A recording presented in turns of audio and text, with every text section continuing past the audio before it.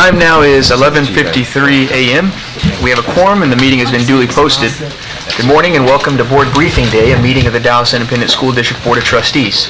Please stand and join us for a moment of silence and remain standing for the Pledge of Allegiance and a salute to the Texas flag.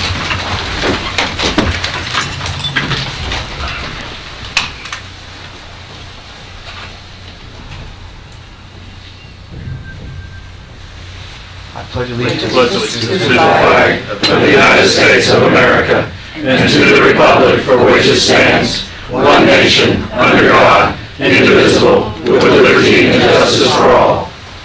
Under the Texas flag, I pledge allegiance to thee, Texas, one state, under God, one and indivisible. Trustees present, starting on your left and my right. Trustee Joyce Foreman. Trustee Dan Mitchkay is here. Trustee Elizabeth Jones should be joining us a little later. First Vice President Lou Blackburn. Trustee Nancy Bingham. Trustee Bernadette Nuttall. Trustee Eric Cowan. And Trustee Mike Morath, who is also here as well. Our Superintendent of Schools, Mr. Mike Miles, also joins us, and I'm Miguel Solis, the Board President. We have a translator in the room. We have a translator. Thank you for being here. And trustees, help me out if we have any public officials or public representatives. Okay, so before we move forward, we are now on to President's remarks. A couple of remarks that I just want to make sure I mention to the Board and Superintendent. The first is that today, due to professional responsibility, I will have to leave at 3 p.m. So Dr. Blackburn will be running the meeting from 3 p.m. on, but I think we're going to be able to get it done before 3 p.m. Perhaps that's a little too hopeful. Second. Okay, great. And then the second thing, on a much more serious note, is later on in the meeting, we will be discussing, the superintendent is going to lead us through an update, a very critical update, and it's an update on the African American Success Initiative. And in the update, there are going to be lots of different data and efforts that the administration is taking to ensure that we are effectively educating our African American students. But before we even get to that conversation, I want to make a statement and provide a little bit of vision for this district. When you look at the numbers and the data, those are also stories of young African American males and females who, year after year,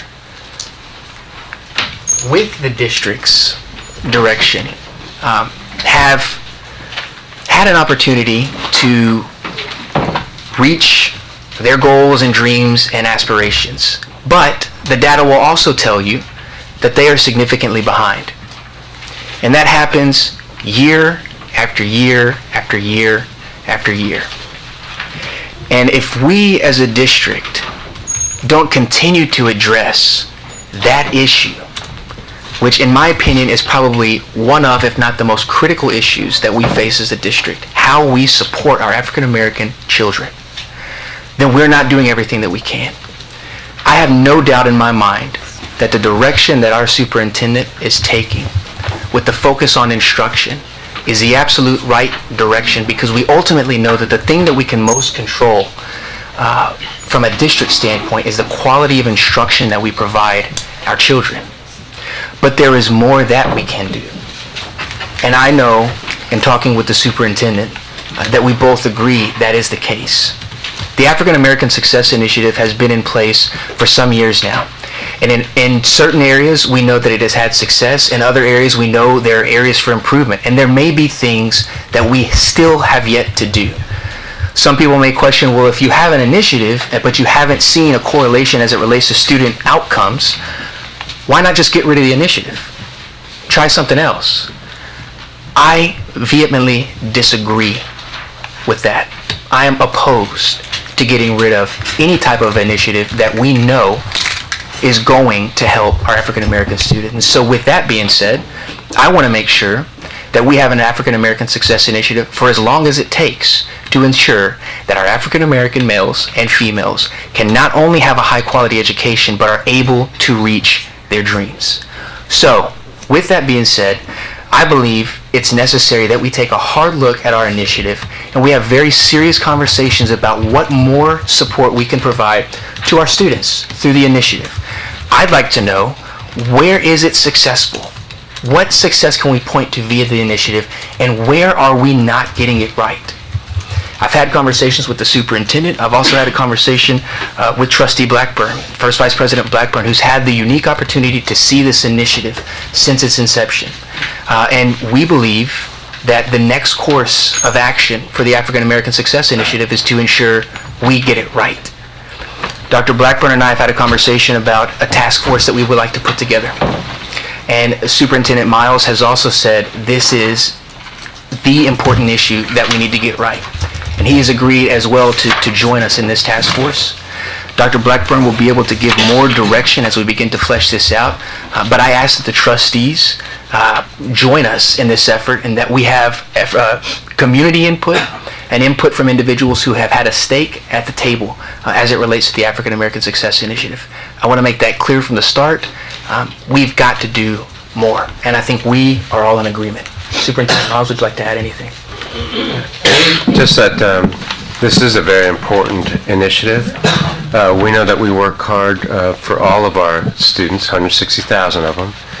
But if there are things that we can do to improve, let's take a look at that. And we can't keep doing the same things and get the same result. We'll get the same result, and so can't keep doing the same thing and get different results. So if there are other things that we can be doing, let's hear from our community, let's hear from stakeholders, let's hear from board members, let's hear from teachers and staff, and then let's try to do something with that. Dr. Blackburn? Okay. With that being said, we will now move on to the public forum segment of our meeting. To ensure that this meeting is held in an orderly manner, I'm asking speakers to please refrain from using individual names and to address the board and not individual trustees. Ms. Gully, will you call the names of the speakers? Yes. Speakers, you have 3 minutes to speak. When you arrive at the microphone, please state your name and address. Our first speaker is Bill Betzen, followed by Matt Smith. My name is Bill Betzen, 6717 Cliffwood, Dallas. It's an honor to be here, and Happy New Year. I loved what you just said, because that was the right thing. We need to continue the initiative, and you spoke of dreams. Where have our children identified their dreams for their future? Where have our parents identified their own dreams for their children? That is lacking in most of our schools. We have no formal way of doing that except in 11 schools that are slowly moving forward with the time capsule project. Now, I hadn't planned on saying that until you talked about dreams just now. That is the most important thing for our children. That is the difference between a poor child and a wealthy child. Children of poverty do not talk of the future as much as wealthy children. Wealthy children have goals. They talk about college. They talk about a lot of things. Their parents make them do that. That's how they're successful. Children of poverty, that's less often happening. You and I can change that. I want to be part of your group. I want to make this a part of that initiative. We are now in 3 high school feeder patterns, and one of them is South Oak Cliff. We are in Zumwalt and Bowd Story with the time capsule.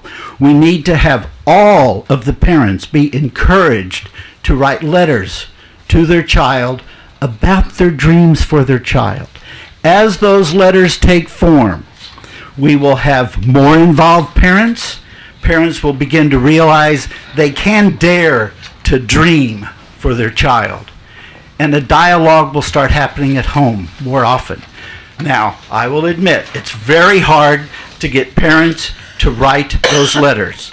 We're only up to about 1/3 in the school that's been doing this for 10 years. So it's difficult, it takes work.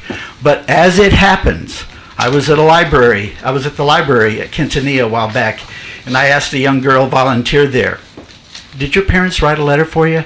And she just beamed. She said, "My dad wrote me a letter." And you could tell that letter was one of the most important things in her life. If we can get our children to do that, DISD is going to change more than any district in this country. It's a simple project with one big problem. It doesn't require millions of dollars. I think that's a major handicap. If we were looking for lots of money, it may work a lot better. But this is a project that's cheap. It just takes volunteers who believe in it. So I hope you will help us to begin to help parents to document their dreams for their children and to help those children to begin to put together their plans every year for what their future is going to be. And allow those plans to change. That's normal. Our kids need to know that. Thank you for what you've done. I hope something big is starting. Thank you. Max Smith, followed by Cameron McSpadden. My name is Max Smith. I live at 3938 Vinecrest in Dallas. A few weeks ago, I attended a community meeting that was called to discuss a problem in our school system. It was attended by concerned parents and a number of teachers. The general consensus was that our teachers are being overworked and demoralized by micromanagement and too much testing. Teachers were saying that they were fed up and won't be back next year. These were long-term teachers in DISD, and teachers that were known and respected by the parents who were there. The parents who spoke were not happy with the amount of classroom time spent on testing their children. They felt that it was counterproductive. Now, ostensibly, all this testing is to identify and reward the best teachers. Unfortunately, by the time the high-performing teachers are identified, they'll all be gone. This complaint is borne out by the high turnover rate in this district. It's borne out by the lowering of our test scores. Teaching is an art, and you can't judge the best teachers by statistics alone, and that seems to be the aim of this program. And the impression I got from the meeting I attended is our teachers are being judged and not supported. They are demoralized, and the attitude of the administration seems to be that the meetings will continue until morale improves. I think we're on the wrong path, and it's counterproductive. If we do all this testing and we demoralize our teachers, the only way we're going to get new good ones is to get in a bidding war with other districts. We need to support the great teachers that we have, and we need a program that will make the good teachers we have great teachers and the poor ones better. And we're not headed in that direction. We're spending more on administration than we should and less on classrooms. Governor Perry has suggested that schools should spend 70% of their operating budget in the classroom. And looking at your budget, I see that DISD spends 60% of their budget on instruction. The obvious answer is spend less on administration and more on teachers. It is the nature of an administrator to gather facts and statistics and cover his behind with paper. But if it still stinks, he hasn't accomplished anything. Thank you. Our last speaker is Cameron McSpadden. Good afternoon. My name is Cameron McSpadden. I live at 908 Cedar Hill in Dallas. I am here to discuss the educational philosophy discussion for the school board and administration going forward. There's been a lot of talk about the ACP, and I would like to discuss the merits and detractors for testing as a whole. If you Google standardized testing, which is not exactly what we're talking about, but very akin to the ACP, you'll find 9,790,000 results. I chose the fifth such result, an article on pros and cons of standardized testing. Because of my 3-minute time limit, I had to delete that, but please feel free to look it up. It was written by Derek Meter. Following the cons, now with regard to the ACP, I would like to say that the list of cons grows enormously. First, and most embarrassingly, is that the test has been described as poorly written, from questions with no correct answers, to questions with 2 right answers, to misspelled words, and to not paying attention to the age appropriateness of the wording. Then there is the manner in which the test is administered. During the testing, all education stops. The students are pulled one at a time to be tested, while the rest of the students watch movies in their class. 5-year-old kindergartners are taken to teachers they aren't familiar with to be tested. Our extremely confident son was visibly stressed by the process. School should not be stressful for a 6-year-old. The teachers and school administrators are never given any feedback as to how to correct any shortcomings identified by the test process. And for my house, I know a number of other parents in the district. The biggest concern is, regardless of the district's intent, the teachers are feeling pressured in a number of ways to teach the test. There is no alignment of the regular curriculum with the test, so it seems as though random concepts have been plucked from the air to be tested, so teachers must depart from the flow of established curriculum to prepare the students for the test. Despite the fact that the Dallas Morning News considers those of us who are concerned enough to be standing up for our children to be entitled, we are here to help in the process. In the December meeting, Superintendent Mike Miles recognized some of the parents for speaking out on the issues and offering ways to help. I'm sure that the school board and administration would find that they could make use of all the energy the problem parents are spending on speaking out against the actions of the school board and administration to better use. I assure you that I will do whatever is necessary for my son's education.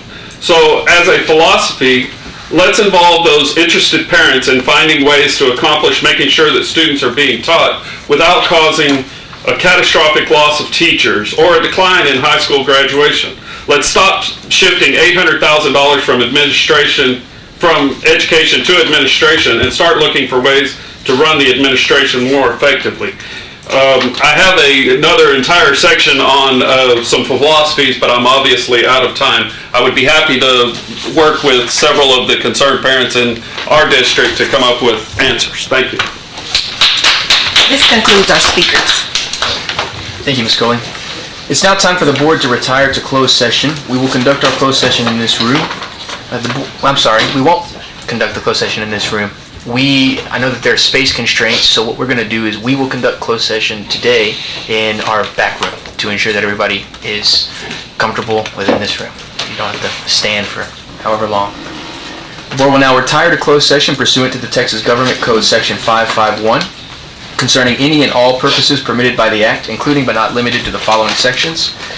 551.074, to deliberate the appointment, employment, evaluation, reassignment, duties, discipline, or dismissal of a public officer or employee, or to hear a complaint or charge against an officer or employee. The time now is 12:10 p.m. and we are in closed session.